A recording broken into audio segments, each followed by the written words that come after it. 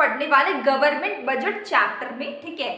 आपको क्या है, डायरेक्ट टैक्स और इनडायरेक्ट टैक्स के बीच में डिफरेंस गिवन है, ठीक है। और उसमें हम लोग को डिफरेंसेस पढ़ना है और हम लोग के पूरे मैक्रो इकोनॉमिक्स में आपको बहुत सारे डिफरेंसेस पढ़ना है, ठीक है। तो आपको पूछा जाता है रियल इनकम नॉमिनल इनकम के बीच में डिफरेंस, ठीक है। तो वैसे ही डायरेक्ट टैक्स और नेशनल इनकम चैप्टर में भी मिलेगा, income determination and output chapter में भी आपको बहुत सारे डिफरेंसेस मिलेंगे, ठीक है।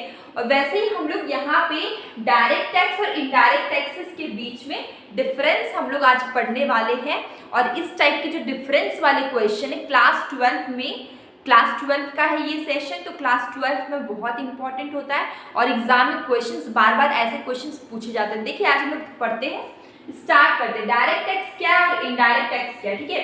तो डायरेक्ट टैक्स क्या होगा, जो डायरेक्टली किस पे लगेगा, direct tax are levied on individual या कंपनी पे लगता है, ठीक है। जैसे कि इंसान, ठीक है, एक हम हैं, आप हैं, इस सोसाइटी में, इस किसी भी इकोनॉमी में बहुत सारे लोग होते हैं, ठीक है। तो सारे इंडिविजुअल्स पे या किसी कंपनीज पे अगर टैक्स लगता है, डायरेक्टली टैक्स लगता है, उसको हम लोग डायरेक्ट टैक्स बोलते हैं, ठीक है। जैसे कि एक नॉर्मल समझ लीजिए कि एक इंसान है, ठीक है, यहाँ पर एक इंसान है, राम है, ठीक है।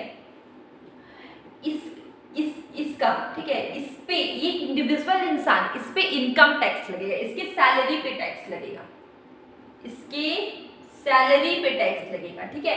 तो वो क्या होता है, इनकम टैक्स होता है, ठीक है। और भी बहुत टाइप के टैक्स होते हैं, वेल्थ टैक्स होता है, बहुत सारा टैक्स होता है, ठीक है।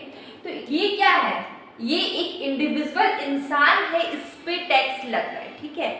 और किसी कंपनीज पे भी टैक्स लगता है, ठीक है। तो सारे कंपनीज में भी टैक्स देना पड़ता है, एक इंडिविजुअल इंसान को भी टैक्स देना पड़ता है, ठीक है। तो इस टाइप के जो टैक्स होते हैं इसको हम लोग बोलते हैं डायरेक्टली, जो कि डायरेक्टली किसी इंसान पे लगे, डायरेक्टली किसी कंपनी पे लगे, इसके बीच में कोई तीसरा इंसान नहीं है, डायरेक्टली उस पे लगता है, तो उसको बोलते हैं हम लोग कौन सा टैक्स, डायरेक्ट टैक्स। लेकिन अगर हम बात करें इनडायरेक्ट टैक्स की, तो ये डायरेक्टली किसी इंसान पे नहीं लगता है। जैसे कि इनडायरेक्ट टैक्स को समझना है तो बहुत सिंपल है, एक आप देख लीजिए मेडिसिन, ठीक है, ये एक मेडिसिन है आपका, इस मेडिसिन का प्राइस क्या है, मान लीजिए इस मेडिसिन का प्राइस है 50 रुपीज, ठीक है। और इसके नीचे लिखा होता है कि इंक्लूडिंग ऑल टैक्सेस, ठीक है। मतलब कि इस प्राइस में ही टैक्स भी इंक्लूड है, इस प्राइस में भी टैक्स भी इंक्लूड है।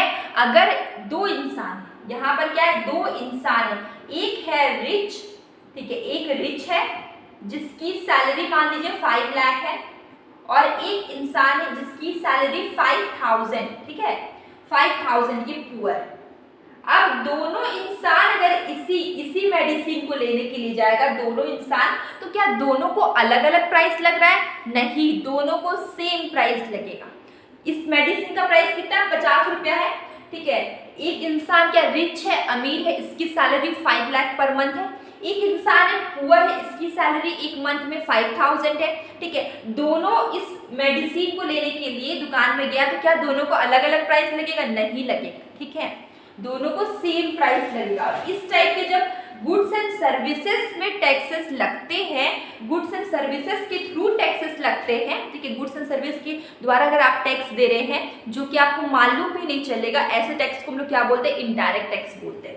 तो ये आपको कंसेप्ट क्लियर हुआ, डायरेक्ट टैक्स क्या है, इनडायरेक्ट टैक्स क्या है, ठीक है। अब डायरेक्ट टैक्स की बात करें तो डायरेक्ट टैक्स में क्या होता है, burden of a direct tax can not be shifted. देखिए इसमें क्या होगा कि जो इंसान, जो भी टैक्स का बर्डन है वो शिफ्ट नहीं हो रहा है, एक इंसान पे लग गया, एक इंडिविजुअल इंसान पे, जैसे कि हम लोग ने सबसे शुरू समझा, राम पे क्या लग गया, टैक्स लग गया, ठीक है, उसके सैलरी पे टैक्स लगा, ठीक है, उसका 1 लाख सैलरी, मान लीजिए वो 3000 टैक्स दे रहा है, ठीक है। तो उसके क्या हो रहा है कि उसको डायरेक्टली उसका जो टैक्स का बर्डन है डायरेक्टली उस पर लग रहा है, ठीक है, वो शिफ्ट नहीं कर रहा है, ठीक है। लेकिन अगर आप समझते हैं ये सेकेंड वाला बर्डन इनडायरेक्ट टैक्स में, the burden of an indirect tax can be shifted, इसमें क्या होगा, बर्डन आपका शिफ्ट करता है, ठीक है, impact and incidence is on different person, ठीक है। बर्डन का इसमें क्या होगा, बर्डन जो इनडायरेक्ट टैक्स का वो शिफ्ट करता है, इम्पैक्ट और इंसिडेंस क्या होता है, अलग अलग इंसान, इंसान पे पड़ता है, इम्पैक्ट किसी और पे पड़ता है, इंसिडेंस किसी और पे पड़ता है। लेकिन अगर हम बात करें यहाँ पे कि यहाँ पे जो बर्डन है वो शिफ्ट नहीं करेगा, इम्पैक्ट और इंसिडेंस दोनों एक ही इंसान को लगेगा। अगर आपको 1 मार्क्स में क्वेश्चंस पूछे गए कि किस में, कौन से टैक्स में इम्पैक्ट और इंसिडेंस सेम इंसान पे लगता है, डायरेक्ट टैक्स ऑप्शन में रहेगा 4 direct tax, indirect tax, wealth tax वगैरह वगैरह जो भी, ठीक है। तो आप लिखेंगे जिसमें इम्पैक्ट और इंसिडेंस दोनों सेम इंसान पे लगता है उसको हम लोग बोलते हैं डायरेक्ट टैक्स, ठीक है। लेकिन इनडायरेक्ट टैक्स क्या होगा, जिसमें इम्पैक्ट और इंसिडेंस क्या लगता है डिफरेंट इंसान पे, असर किसी दूसरे इंसान पड़ेगा, इंसिडेंस किसी दूसरे में पड़ेगा। और बर्डन क्या होगा, इसमें burden can be shift, burden यहाँ पे क्या होता है, शिफ्ट हो जाता है, ठीक है। एक इंसान पे बर्डन, यहाँ तो मैंने बताया कि देखिए ये जो मेडिसिन है, ठीक है, ये बना, इसमें बहुत सारा प्रोसेस हुआ, ठीक है, टैक्सेस लगा, और ये यहाँ पे देखिए इसका बर्डन क्या हो रहा है, शिफ्ट हो जा रहा है, ठीक है। टैक्सेस का बर्डन क्या हो रहा है यहाँ पे, शिफ्ट, एक इंसान से बहुत सारे इंसान के बीच में यहाँ पे बर्डन शिफ्ट करेगा, इसलिए इसका इम्पैक्ट और इंसिडेंस क्या होगा, अलग अलग इंसान पे पड़ेगा, ठीक है। अब एक चीज जान लेते हैं, जो डायरेक्ट टैक्स है वो क्या होता है, डायरेक्ट टैक्स कैसा नेचर का होता है, डायरेक्ट टैक्स क्या होता है, प्रोग्रेसिव नेचर का होता है। आप पूछेंगे क्यों प्रोग्रेसिव नेचर का होता है, देखिए इनकम बढ़ता है, यहाँ पे आप थोड़ा समझ लेते हैं कि क्या होगा। मान लीजिए कि थोड़ा सा इसको इरेज कर लेते हैं, मान लीजिए यहाँ पर क्या होगा कि हम लोग डायरेक्ट टैक्स का नेचर समझ रहे हैं, ये क्या है, प्रोग्रेसिव नेचर है। जैसे कि यहाँ पे राम है, इसका इनकम पहले 1 लाख था, ठीक है, मान लीजिए 1 लाख था, ये 3000 दे रहा था टैक्स में, ठीक है। अब इसका इनकम, मान लीजिए इसका इनकम 1.5 लाख हो गया, ठीक है, 1.5 लाख हो गया, तो अब ये क्या करेगा, अब इसका टैक्स क्या हो गया, मान लीजिए कि इसका टैक्स हो गया 5,000 इसका टैक्स इसको देना पड़ रहा है, ठीक है।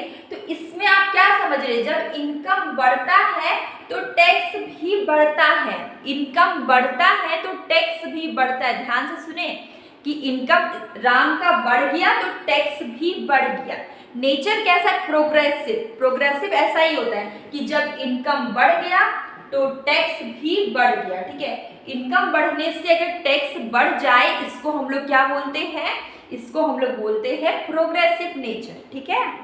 उसके बाद प्रोपोर्शनल नेचर क्या होता है कि इसमें क्या होगा कि टैक्सेस नहीं बढ़ता, ठीक है, प्रोपोर्शनल रेट में बढ़ता है, ठीक है। यहाँ पर इनकम से कोई मतलब नहीं है, ठीक है, गरीब है, अमीर है या मिडिल क्लास है, किसी सोसाइटी का कोई भी इंसान है, सबके लिए वो टैक्स एक समान है। ध्यान से सुनिए यहाँ पर कि यहाँ पे रिच है या पुअर है या मिडिल क्लास है, सबके लिए मान लीजिए इंक्लूड यहाँ पे टैक्स जितना भी होगा वो सबके लिए एक समान होगा। हम सपोज कि 5 ले लेते हैं टैक्स, तो सबके लिए जब एक समान सेम रेट से टैक्स लिया जाता है तो इसको हम लोग क्या बोलते हैं, प्रोपोर्शनल टैक्स बोलते हैं। इनकम यहाँ पे सैलरी से कोई मतलब ही नहीं है इनडायरेक्ट टैक्स में, इसलिए यहाँ पे नेचर कैसा होता है इनडायरेक्ट टैक्स का, प्रोपोर्शनल।